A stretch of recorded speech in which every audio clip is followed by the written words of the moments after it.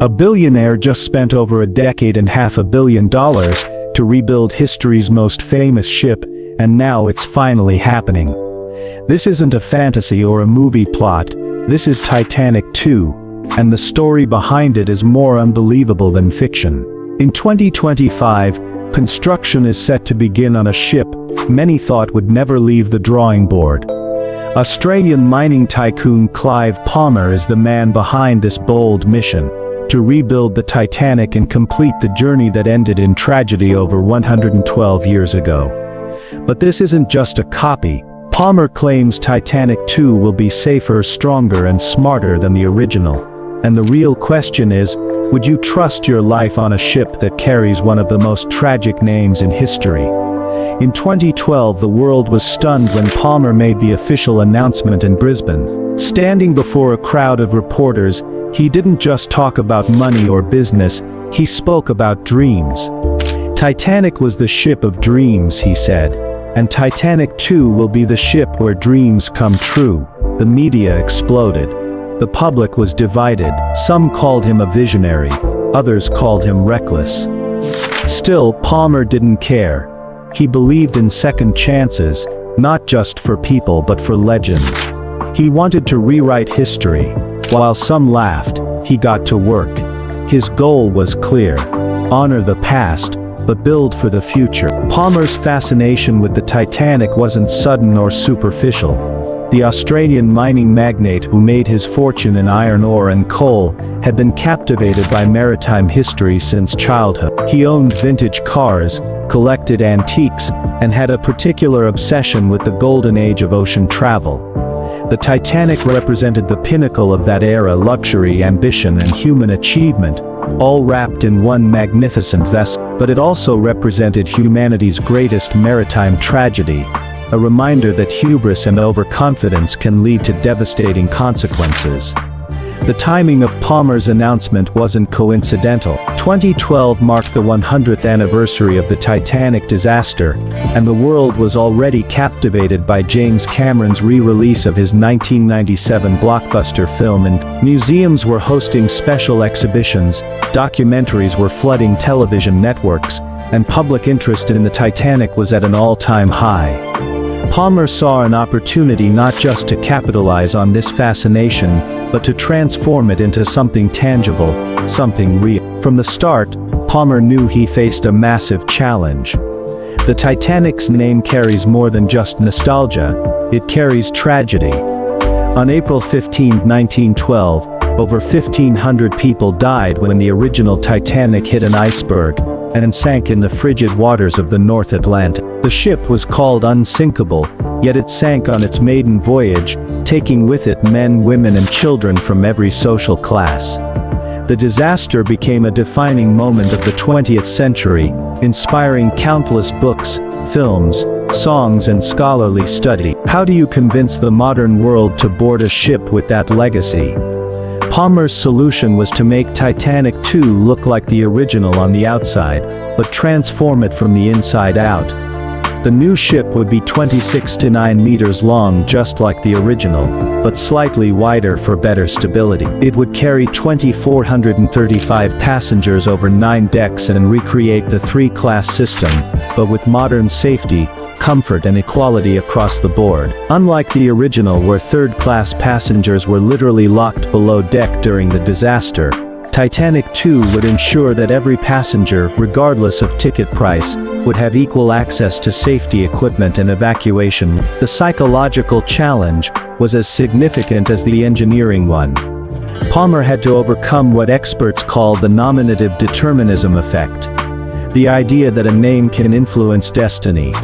Would passengers feel safe boarding a ship named after history's most famous maritime disaster? To address this, Palmer commissioned psychological studies and focus groups, discovering that while some people were indeed hesitant, many others were drawn to the idea of completing the journey and rewriting history. The concept tapped into something deeply human, the desire to conquer fear and transform tragedy into triumph. Where the first Titanic had deadly flaws, Titanic II aims to have none. The original ship had only enough lifeboats for about a third of its passengers. In 1912, That was legal under maritime law, which required lifeboats based on tonnage rather than passenger capacity. Today it would be criminal. Palmer's version will have lifeboats and life rafts for everyone. Covered, weatherproof and quick to launch. But the safety improvements go far beyond just adding more lifeboats. The hull, which split apart during the 1912 disaster, will be replaced with double hull construction using advanced steel that can withstand massive impact. Modern metallurgy has produced steel alloys that are exponentially stronger than what was available in The new hull will feature compartmentalized sections with reinforced bulkheads. Internal walls designed to stop water that will go higher and be fully watertight, where the original Titanic's bulkheads only extended to E-deck, allowing water to spill over from one compartment to another. Titanic II's barriers will extend all the way to the top of the ship. Instead of relying on outdated maps and dead reckoning navigation, Titanic II will use GPS, radar, sonar and satellite communication systems. It will never be alone at sea. The ship will be equipped with ice detection systems that can identify obstacles miles away, automatic emergency beacons, and real-time weather monitoring that would have made Modern technology has eliminated the communication gaps and navigational uncertainties that contributed to the original disaster. The fire safety systems represent another quantum leap forward. The original Titanic had minimal fire detection and suppression capability. Titanic II will feature advanced sprinkler systems, smoke detection in every room, fire-resistant materials throughout and emergency lighting that can guide passengers to safety even in complete darkness. Every corridor will have multiple escape routes, and the ship's design includes dedicated emergency assembly areas that were never part of the original blueprint. Palmer didn't just focus on safety, he became obsessed with authenticity. Every detail matched. The grand staircase, made famous by movies and photographs, will be recreated down to each carved rail. Teams of craftsmen have spent years studying original photographs, blueprints and surviving artifacts to ensure perfect accuracy. The first-class dining room, Turkish baths and even the third-class bunks will look exactly like they did in But underneath the period charm, everything will be powered by modern technology, air conditioning, modern plumbing, fire detection and Wi-Fi, all hidden from view. Even the 4 massive funnels will return, though only one will function. The others are just for show, a tribute to the golden age of steam. Titanic II will run on modern diesel-electric engines, quieter and cleaner than anything used in the past. The propulsion system will include advanced stabilizers that reduce seasickness and improve passenger comfort, something the original Titanic's passengers could never have imagined. The attention to historical detail extends to the smallest element. Original menus from 1912 have been researched and will be offered alongside modern cuisine. The ship's china, silverware and linens are being manufactured using period-appropriate designs but with contemporary materials that meet modern health and safety standards. Even the crew uniforms are being recreated based on original patterns, though they'll be made with modern fabrics that are more comfortable and durable. Palmer has consulted with historians, maritime experts and even descendants of original passengers to ensure authenticity. The ship will include a comprehensive museum section with artifacts, interactive exhibits and educational programming that tells the complete story of the original Titanic. Not just the glamorous aspects, but the full human experience of passengers and crew from all social classes. Originally, Titanic II was scheduled to set sail in The plan was simple yet ambitious: leave Southampton and complete the journey the original never could, ending in New York. Excitement spread fast. Travel agencies began taking reservations. People from around the world lined up to be part of history, but behind the scenes, cracks began to appear. Financial disagreements with Chinese partners stalled construction. By 2015, the project was completely frozen. Palmer missed his first major deadline. Critics called it a hoax. Skeptics claimed he just wanted publicity. The dream looked like it was sinking before it even began. The financial challenges were more complex than initially apparent. Building a ship of this scale requires partnerships with multiple international entities, shipyards, suppliers, regulatory bodies, and financial institutions. Palmer's original plan involved Chinese shipbuilders, but political tensions and changing regulations created unexpected obstacles. The project's budget ballooned from the initial estimate as engineers discovered the true complexity of recreating 1912 aesthetics with 2020 safety standards. But Palmer wasn't ready to quit. In 2018, he returned to the spotlight with the same energy and passion. A new date was announced. This time he said the finances were solid.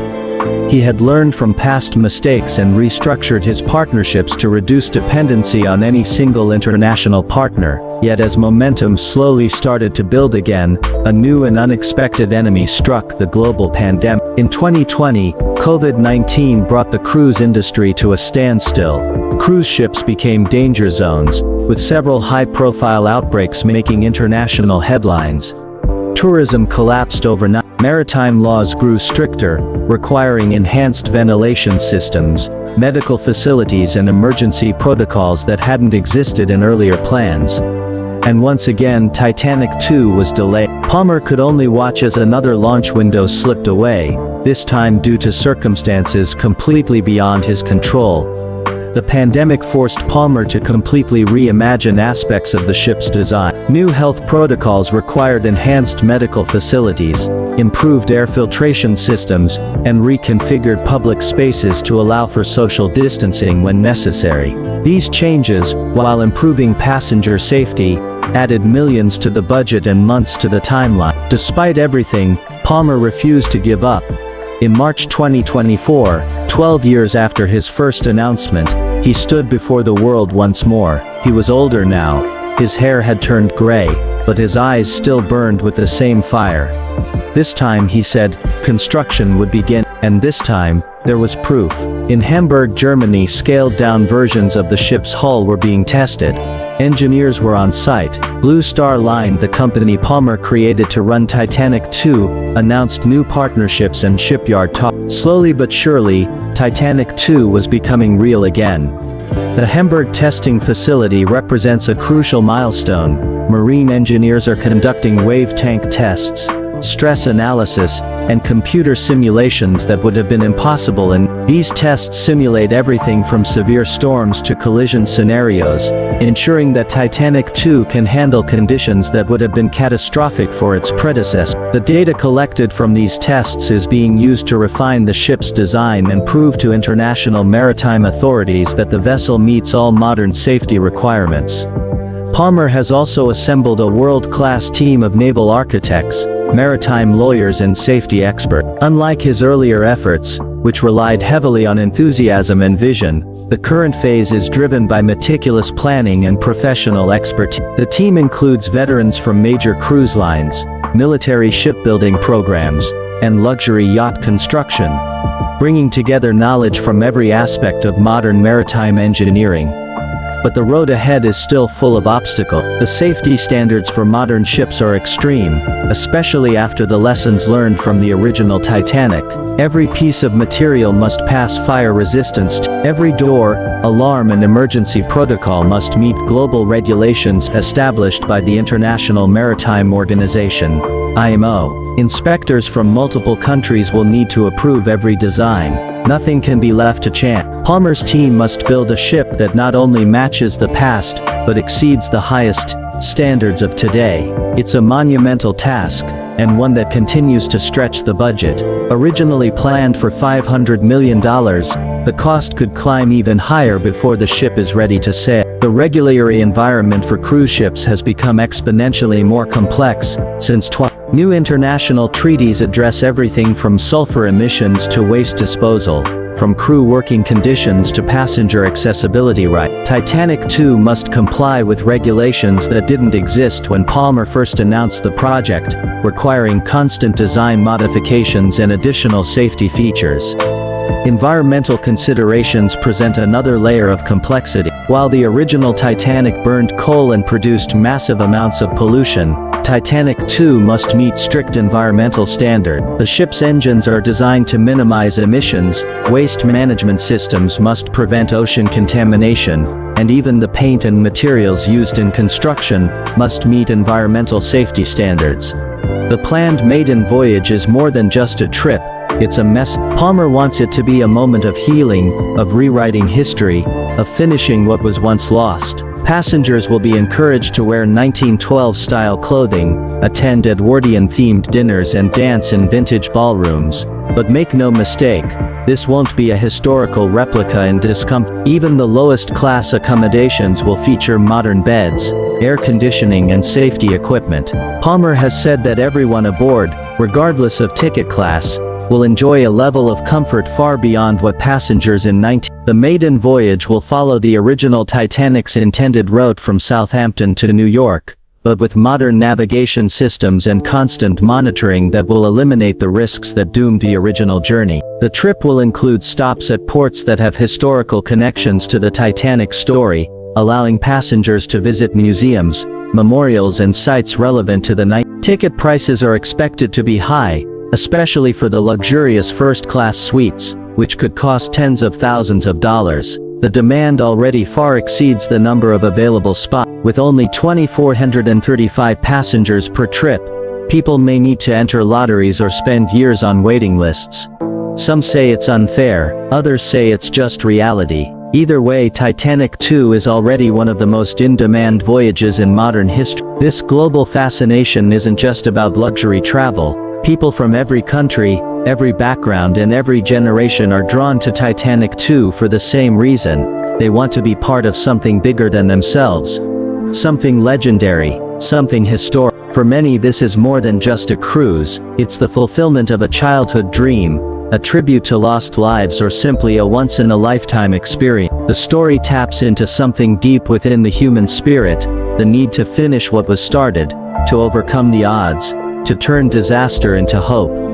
But at its core, Titanic II is more than steel, engines and lifeboats. It's a question: why does Clive Palmer want this so badly? Why risk his reputation, his fortune and his time to recreate a ship that symbolizes one of history's most heartbreaking failures? Some say it's ego, others say it's legacy, but maybe, just maybe, it's something even more human. A belief that dreams, no matter how big or impossible, are worth chasing. Palmer has failed, been laughed at and ignored, but he has never stopped. In a world where most people give up after one setback, he has kept going after a dozen. Whether Titanic II finally sets sail in 2027 or not, he has already proven one thing. Sometimes the greatest journeys aren't the ones that succeed, but the ones brave enough to try. As 2025 arrives and shipyard work begins, one thing is certain: the world will be watching. The final chapter of Titanic II is still unwritten. Will it be a stunning victory, a cautionary tale, or something in between? Only time will tell, but Clive Palmer has already reignited a story the world had almost forgotten. He's taken a ship lost to history, and brought it back into the global spotlight, not with fiction but with action. Would you board Titanic II? The question itself reveals something profound about human nature, our capacity for hope, our fascination with history, and our eternal belief that tomorrow can be better than yesterday. In a world often defined by cynicism and caution, Palmer's audacious dream reminds us that some stories are too important to let sink into the depths of history. Sometimes the most meaningful victories come not from avoiding failure but from having the courage to try again.